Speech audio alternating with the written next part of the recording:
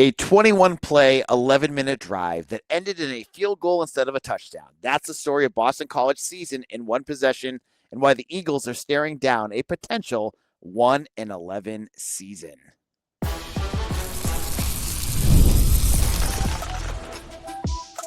You are Locked On Boston College, your daily podcast on the Boston College Eagles. Part of the Locked On Podcast Network, your team every day.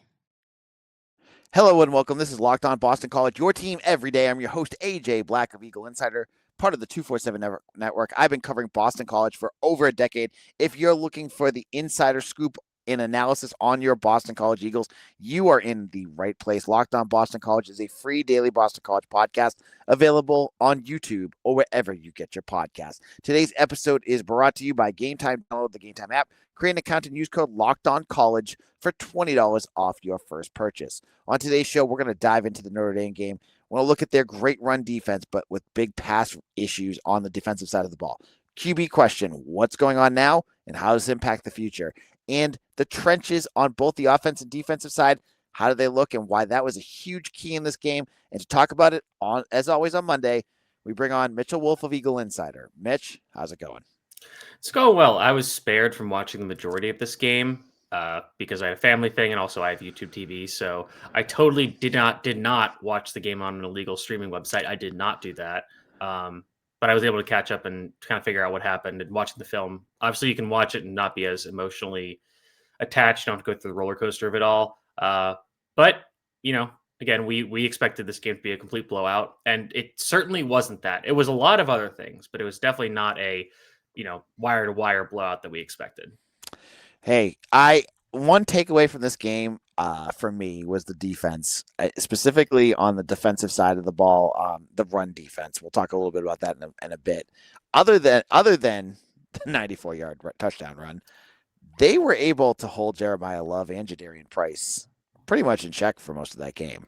So I've got some great stats for that. I'm going to save them though for that segment. Okay, but let's get to that. The biggest issue with this game, and I think was something we talked about going into this, was how clearly different and how much better Notre Dame's offense and defensive line were and were going to be again versus Boston College's. I'm not sure if this has been said as an aphorism, but essentially your trenches set your floor on either side of the ball, and your skill position players set your ceiling. And you saw that with BC, where Notre Dame's talent in the trenches was just so much better that they were able to completely bottom out BC at times, and BC couldn't take advantage of their ceiling. And then on the other side, again, Notre Dame didn't run the ball that well aside from the big play, but they were still able to at least not lose tons of yards, and then they were able to protect their quarterback very well to hit on those deep passing plays. So the biggest thing for me in this game is that BC tried to blitz CJ Carr a decent bit, and I think that's a fair strategy to try just because it worked against Louisville. They don't have a very good offensive line. Notre Dame's has been pretty good, but you think maybe that's the way to get to them because you're probably fair in assuming that you won't be able to get home with 4. The problem is that BC blitzed on 38.5% of CJ Carr's dropbacks, and they got pressure on 7.7 of them. They got 2 pressures on 26 dropbacks. Ooh, and that's rough.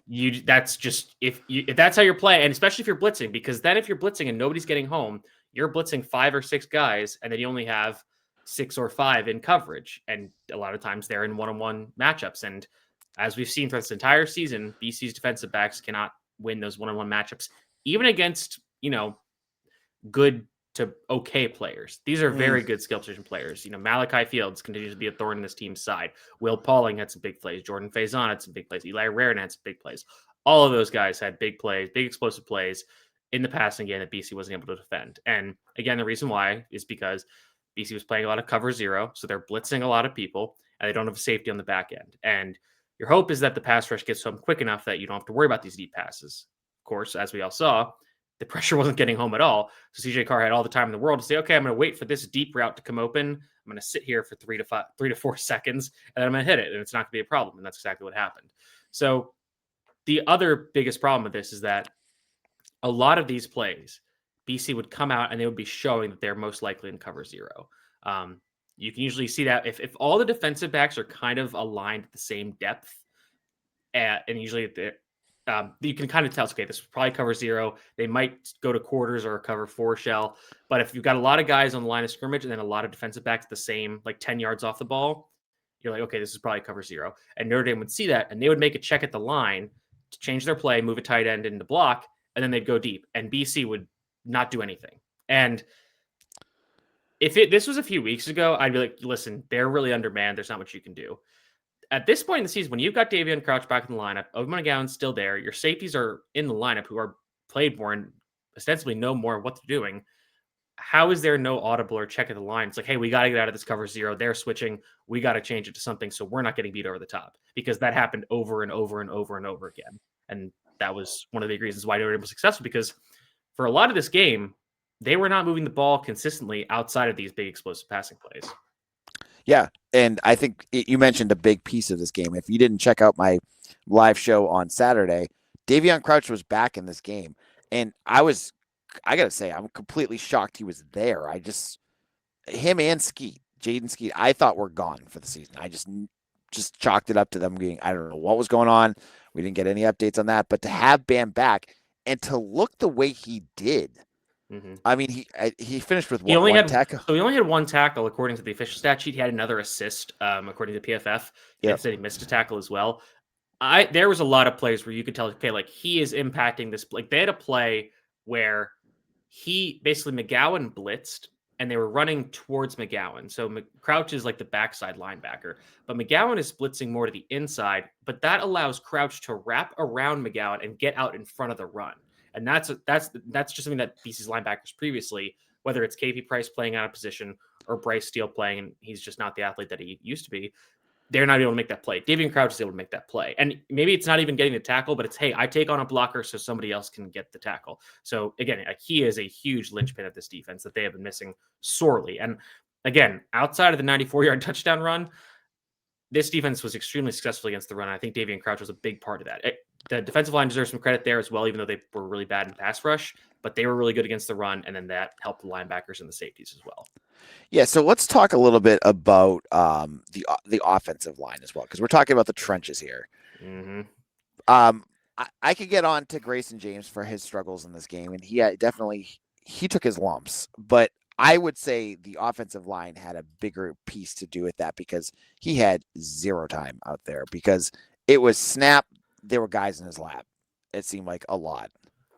So I think, I'm not sure if you remember this, but do you remember the pressure rate on the 2022 season for the whole year? I think I've told you, but I'm not sure if you remember. Do you remember? I don't even remember what I ate for breakfast, Mitch. Okay, fair enough. All right. So that year, it was about 41%, I think, off the top of my head. Okay. The pressure rate in this game was 51.9%. Oh, gosh. So on over half of his dropbacks, Grayson James was under pressure. And if you look at what are called true dropbacks, so essentially no screens, no RPOs, no like quick passes where the ball's out immediately, only 37.9% of his dropbacks, he was not under pressure. So anytime he was like legitimately dropping back to pass and not getting rid of the ball immediately, almost 2/3 of the time he was under pressure. So that's kind of a non-starter for Grayson James. Like this is basically like our whole argument about Dylan Lonergan is not succeeding because the run game can't get going. Grayson James couldn't succeed in this game because he could not stand in the pocket for more than 2.5 seconds. Now, for some reason, his average time to pressure was 2.47, which is actually not that bad. But I think some of that got inflated by some kind of weird, funky plays. So I'm not sure about that one. But that's just abysmal. Like you cannot have a winning game plan as a passer if you're getting pressure on half your dropbacks. So last week against Louisville, they blitzed on. This is the other thing. Notre Dame only blitzed on 18.9% of Grayson James' dropbacks. So this was getting pressure with 4. Last week against Louisville blitzed on 43.4% of dropbacks, and they got pressure on 49% of the dropbacks. So that makes sense. They're blitzing a lot. They're getting pressure fine. Notre Dame was getting pressure at a higher rate by only blitzing 4 or rushing 4 players. And when you do that, you can have 7 in the back end against 3 against 3 or 4 receivers, and you're probably going to be fine. And they were for most of this game. And some of that's on Grayson James, but most of that is on the offensive line not being able to. And there are plays throughout this game where it's a quick passing play, and somebody usually on the interior is getting beat in 2 seconds, and the play is over before it even begins. So the offensive line was different because we saw Jude Bowery play, I think, like 20 snaps. It felt like something like that. and he was gone. And then Pape Sai came in, which Mm-hmm. I was. Were you surprised it wasn't Ryan McCow? A little bit, especially because then they played McCow as the extra tackle in a funky formation on the 4th down play Yep. that they failed. They used him, and so that was interesting. It was also rough because he gave up 8 pressures, including a sack.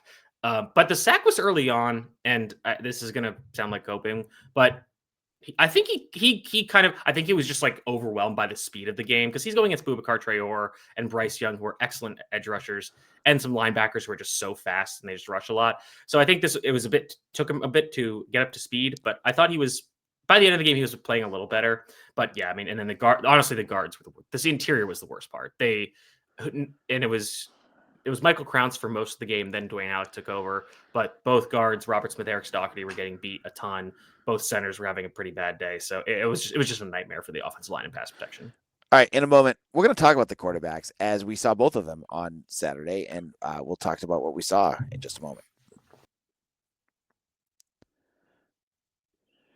College football is back, and I couldn't be more excited. The tailgates, the rivalries, the energy in the stand, there's just nothing like it. But let's be real, getting actual tickets can feel more like a battle than the game itself. Endless queues, hidden fees, prices jumping up at checkpoint. That's why I use Game Time, the app that gives the advantage back to the fans. It's the easiest way to score last-minute tickets at the best prices with no surprise fees. What you see is what you pay. I wanted to get my family BC tickets earlier this season to the UConn game. I found 9 tickets. Easy. It was cheap. I got them delivered directly to my phone so I could put them in my wallet, and boom, I was good to go. I loved it. So take the guesswork out of buying college football tickets with Game Time. Download the Game Time app, create an account, and use code LOCKEDONCollege for $20 off your first purchase. Terms apply. Again, that's promo code LOCKEDONCOLLEGE for $20 off. Swipe, tap, ticket, go. Download Game Time today.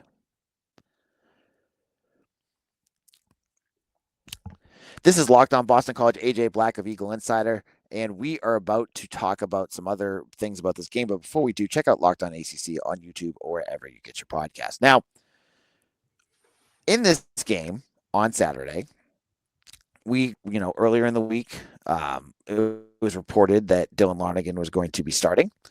And we were wondering if it was due to an injury. And after the game, it sounded like from what Bill said, it was because of an injury because Grayson James had a hip pointer. But Davion Lonergan lasted 20 snaps. He threw an interception to a guy laying on his back and was quickly yanked for Grayson James. Give me your thoughts about both of these quarterbacks in this game. So we'll start with Lonergan because that's a shorter conversation. Looking at Lonergan, first drive, very rough. Clearly needed more time to acclimate to the speed. Second drive and third drive, he got a little better up until the interception, which the interception, not a good throw, not a good decision. Kind of unlucky that it just got tipped and fell into the hands of a guy who was on his back. That's why I was surprised that he got yanked so quickly because I think when you watch it, it's like, that's not really his fault. Like, that's not that bad of a decision with all things considered. So I was surprised when they yanked him after that. I thought it'd be like, if there was another drive that went bad, it's like, okay, it's not your day. We're going to pull you. But if you do watch a lot of the plays from Lonergan in this game, it's clear that he is just operating very slowly. He's just not seeing the field fast enough. He's not making decisions fast enough. And again, it's a pretty small sample size relative to what we had seen from him in previous games. So it's not a ton to go on, but I think he's just kind of lost his confidence for the time being. So I'm not really sure starting him moving forward is a good decision. And part of that is because in this game, somehow Grayson James was actually able to execute the quick passing game, and I think this is why I get so frustrated with Grayson James, because it's so hard to predict how he is going to play on a game to game, drive to drive, play to play basis. You really never know what you're going to get, because in this game, he would take a sack and then the next play he would get out of the sack somehow and throw a 20-yard pass to Lewis Bond. And then he would throw a big pass to Jaden Skeet and then take a sack. And you're just like, I don't know what to expect from this guy, so I don't really know what to think of him. And that's why I think I would probably accept the label of a Grayson James hater, but it's just like, I just don't know what I'm going to get from him on any given play. And I can understand why coaches would not want that either, because it's like, sometimes he's going to make some awesome plays and and again, like, to his credit, he is going to fight until the very last that he can give. Like, he is probably playing hurt. He was clearly not as effective as a runner in this game. He is, throwing decent passes. Like, when they had that, was it 4th and 32 towards the end of the game? Like, he's actually throwing a pretty decent kind of Hail Mary pass. Like, he is trying. And that's something I've never questioned about Grayson James. Like, he is a fighter. He is a gamer, if you will, but it's just hard to really rely on him because some aspects of his game are just so maddeningly inconsistent. Even in this game, and honestly, in this game, like I thought the accuracy was pretty good. The problem was just like there were so many plays that, like I said, with the offensive line just got blown up. It's like this isn't his fault. Like there's guys who are losing their one-on-one matchups in 1.5 seconds. Like no quarterback can do anything with that. So I thought he played pretty well. I think this game, especially considering the opponent, I think there were some throws in this game. There were some of the best throws he's had in his BC career, especially because they were coming in structure. It wasn't him running around. Like the throw to Luspon was at 3rd and 14, where he is like surely sacked and then gets out. That's great, but it's kind of a fluky play. But then I think the next play or 2 plays later, he throws this beautiful deep out to Lewis Bond to the other sideline. It's like that is really incredible stuff.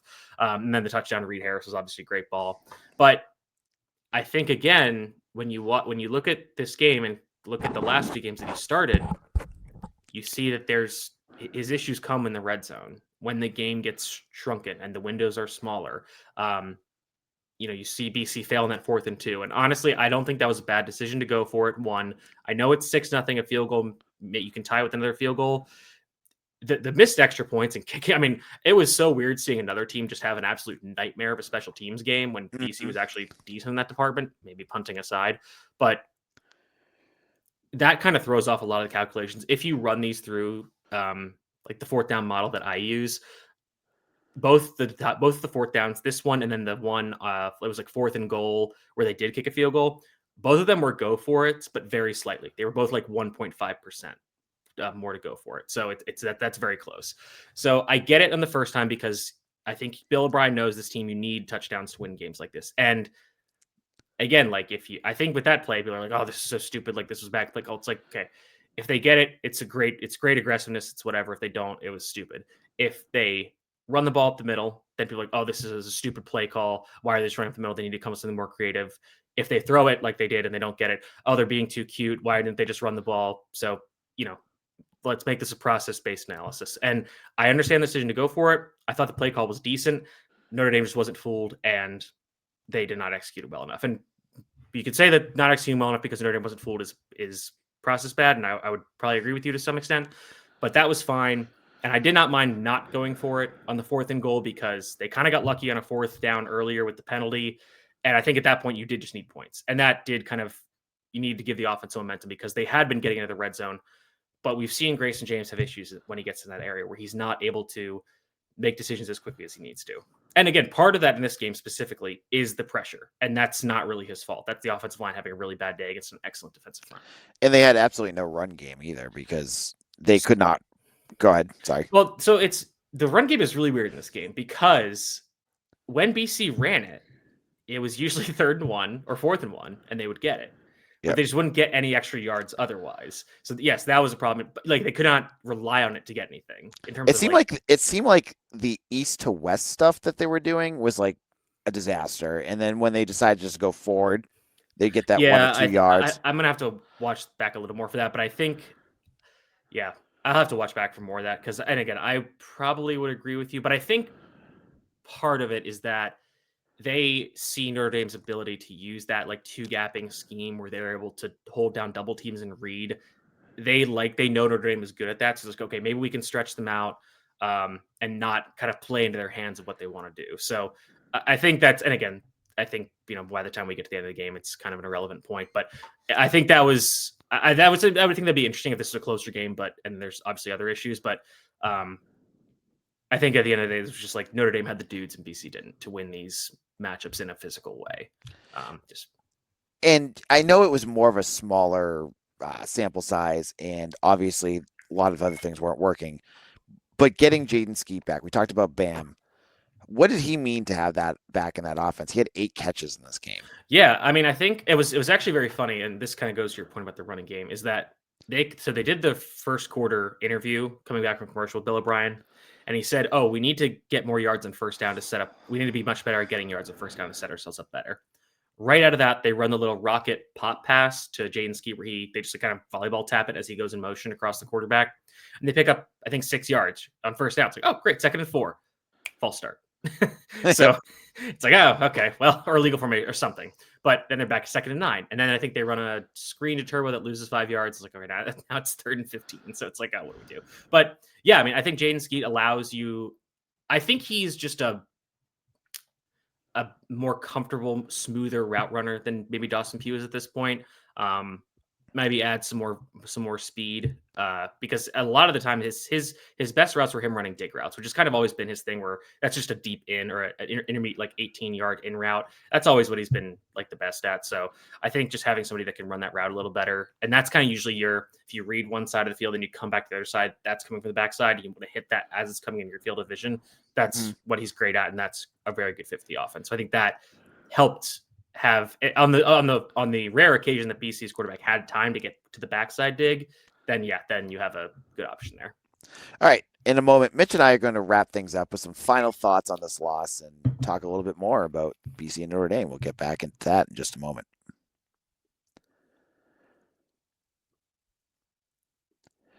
The NBA is back, and there's no better place to get in on the action than FanDuel, the official sports betting partner of the NBA. Even if you missed the start of the game or want to ride the hot hand, FanDuel has live bets on everything from who will score the next to fourth quarter comebacks. Plus, you can combine your live bets into a same-game parlay for an even bigger payout. It keeps getting games exciting, especially when your team's making that late push. And with the in-season tournament, you can start to get some really crazy action, especially with the Celtics. You can see how they're doing. You can put over and under on how many points Jaylen Brown will score, how many three-pointers Sam Hauser will score. You can get it all on FanDuel. So right now, FanDuel is giving new customers $300 in bonus bets when your first $5 bet wins. So head to FanDuel.com to sign up and play your game with FanDuel, the official sports betting partner of the NBA.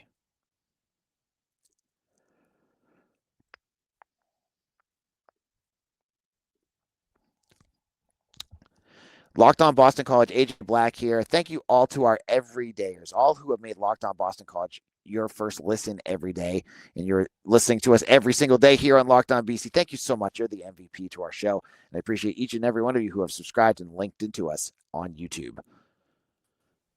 All right, Mitch, what are some last thoughts that you have about this game?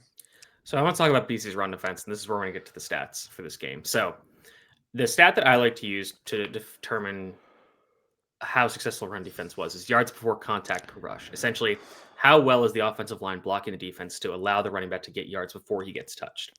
In this game, Notre Dame averaged 3.66 yards before contact per rush.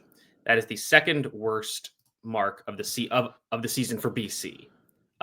So how they've done against the run compared to the other teams that they've played. That is very much inflated by Jordan Love's 94-yard rush because he wasn't touched. So take that away. If you look at Notre Dame's, they have 25 designed rushes in this game. That gets rid of a CJ Carr scramble, a kneel down, and then I think the fake punt. On those 25 designed rushes, minus the 94-yard rush, Notre Dame had 7 yards before contact. Not per carry, 7 total yards before contact. If you take out that run, that is a 0.28 average. So BC was on basically every other play, was getting to the running back right at the line of scrimmage. Notre Dame had their lowest EPA per rush at negative 0.25 and their worst rushing success rate at 26.9% of the season. Those numbers are including the Jeremiah Love rushing, the 94-yard rush, which by EPA, so again, expected points added, how much do you essentially increase your win probability by a play, by moving from 1 yard to the other? Because, yards are created differently. A 4-yard rush on 3rd and 6 versus 3rd and 2 are not the same. That play was 7 EPA. So it's a full touchdown extra point for a 94-yard rush. Even including that, Notre Dame had their worst rushing success rate and worst EPA per rush of the season because BC was so good against the run. Guys, again, this is the credit to Davion Crouch. It's also credit to defensive linemen. Quan Williams, Chris Marable had great games. Defensive ends, I need to watch them a little more closely, but the defensive tackles were playing awesome. It helped that Notre Dame had a backup center, and I think they were missing their best guard, Billy Shrout, as well. But still, they played really well, did not let Jeremiah Love or Jadarian Price kill them for most of this game. You have Isaiah Ferris forcing a fumble, Omar Thornton forced the fumble. Isaiah Ferris kind of helped. But inside the 10, that was huge. And again, you were daring Notre Dame to throw the ball by playing with heavy boxes, stopping the run. Notre Dame was able to because they didn't have the horses on the back end and they didn't have the ability to get out of those cover 4 blitzes they were calling. So BC's run defense was great. Their defensive line was great in that aspect. Defensive line was basically non-existent as pass rushers. And that goes to linebacker and safeties too because of how much they were blitzing. And that's a big problem. So it was kind of the same story where it's, again, like we've seen BC have a good ability. Again, it's so funny seeing this coming off a game where they let Louisville run for 300 yards, a lot of which came on explosive plays. But this was even more intense version of that because, again, this is like a pitcher who is like has a bunch of strikeouts and then it's a 1-0. This is a Paul Skeens game, as somebody who's a Pirates fan who, has like 10 strikeouts, allows 1 home run that went like 500 feet, but the offense didn't score anything. So it's a 1-0 loss as the starting pitcher, which is just ridiculous. But yeah, I mean, I was really impressed by there, and especially towards the end of the game. And again, BC's down 15 points. There's less than 3 minutes to go. And you have Omar Thornton shooting a gap to just stonewall the running back in the backfield for negative yards. The next play, everybody comes up, fits the run super well. So again, they're down by 2 touchdowns. The game is over, and the defensive line and run defense is still playing super hard. So again, the effort has been there for this team, and Bill O'Brien talked about it. Owen McGowan talked about it. It is really impressive how this team has really not given up when they definitely could have. And you're seeing it on tape, on film in these games where they are losing and they are still fighting to the end. It was interesting. I was saying on yesterday's show, I think it was the Thursday meter show, Bill said, on special teams, watch out for Notre Dame. They're going to try. They're a team that is, very liberal with fake punts. They go for a fake punt, and Owen McGowan just freaking kills Jeremiah Love on that play. Yeah, he had a great pass breakup on 4th down, just read the quarterback perfectly. Yep. He had another pass. I think, he had another great pass breakup on a zone drop. It was kind of an obvious passing play, but still, he had a great game. And I think him not needing to be the guy to like do everything at linebacker because Davion Crouch is there helps him a lot. So that was really encouraging to see. Again, not the result you want. I think you can show what this game, how it happened by the poor play in the trenches for BC minus the run defense, and just not having the skill positions on the outside, mostly on defense, because they were not able to stop those guys at all. I mean, again, Malachi Fields owns this team. It's just ridiculous. He's graduating after this year, right? Thank God. Yeah, he is. I'm fairly certain. But yeah, I mean, I think, again, there are encouraging signs about this team. Of course, this is the hardest part of their schedule. So not sure there's going to be real dividends to see until very late November. And we'll talk about that later. All right, Mitch, where can people find your work? You can find me at Mitch T. Wolf, WOLFE on Twitter. You can find my work at Eagle Insider. We'll be having the film reviews out. I think I might actually get the offensive one out for Monday morning. So when you're listening to this, and then we'll move on to SMU, who's obviously coming off a big win against Miami. I'm still thinking about this one. This could be interesting. I think you said it's like, okay, SMU Miami, like they're playing really well. Emotional letdown spot? Maybe. So, yeah. See how healthy Grayson James is, right? That's true. All right. And you can check me out over at Eagle Insider. Tomorrow is the tip-off for BC basketball, under God, where BC is playing FAU on the road. I believe they're a favorite in this game, which is crazy. But tomorrow's show will be mostly on football. I'm sorry. I was talking to Brett Ryder of Eagles Daily about this. I'm like, look, I talk about basketball on my show, and my show dies. So I will mention them. I will do little side shows on basketball, but I'm not going to be talking heavily about them. But we'll be talking about the SMU game coming up. We'll have more talk about that as we get ready for that. Check me out on Twitter at AJBlack247. Check me out on Threads, Facebook, Instagram, all the social medias, TikTok. I'm on all that. And I will see you all again tomorrow. For Mitch, this is AJ. See you all again soon for another episode of Locked On Boston College, your team every day.